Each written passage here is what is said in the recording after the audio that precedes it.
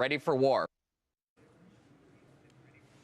Now, Indians have consumed 15% more alcohol in 2022 than last year. But while alcoholic beverage manufacturers are happy with the volumes, they say rising input costs and strict regulations are spoiling the party. Shilpa Ranipeta reports that companies are pushing state governments to loosen the leash, starting with greater pricing freedom.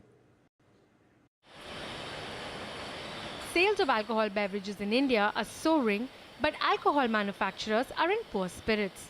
That's because raw material prices have been steadily going up. Key raw materials like glass, ENA, barley and monocartons have seen prices rise between 12 to 47% over FY23. This puts margins under pressure even though sales volumes are higher because most state governments have not allowed companies to hike prices. There are states where we haven't received a price increase for 5 years in a row. If all direct materials are in more than double-digit inflation, then the margins have come under a lot of pressure, which means I am unable to sustain the operations in a state. Some states like Madhya Pradesh, Punjab, Uttar Pradesh and Maharashtra have allowed companies to hike prices in specific segments.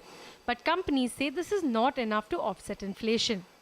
More pricing freedom, they say, is vital.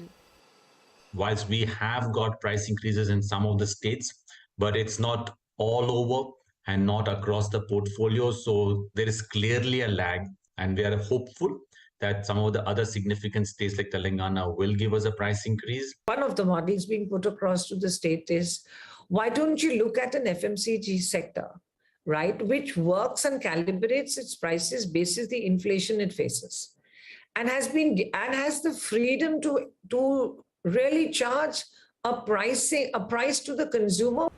Companies also argue that more pricing freedom will benefit states as well, since alcohol contributes anywhere between 25 to 40% of revenues for most states.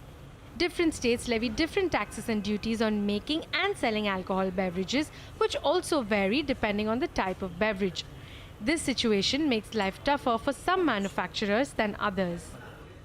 There are still many others who are keeping the difference between taxes on beer and spirits quite unfairly high on beer, which is, of course, keeping the category quite muted versus its potential. The alcohol category is taxed by volume, not by alcohol.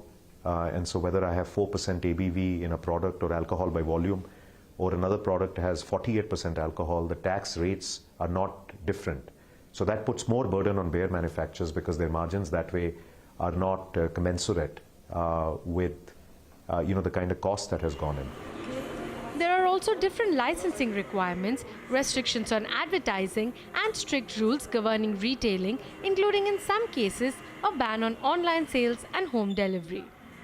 Alcohol policies in India are currently largely governed around the combination of wanting to maximize state revenues while also meeting the moral and social obligations of educating consumers on the adverse effects of alcohol consumption. But the industry is confident that a better balance can be struck and is hopeful that the ongoing discussions with state governments will allow for growth both in consumption and in profitability. In Mumbai, Shilpa Ranipeta. While Steel Ministry has selected 67 applications under the PLI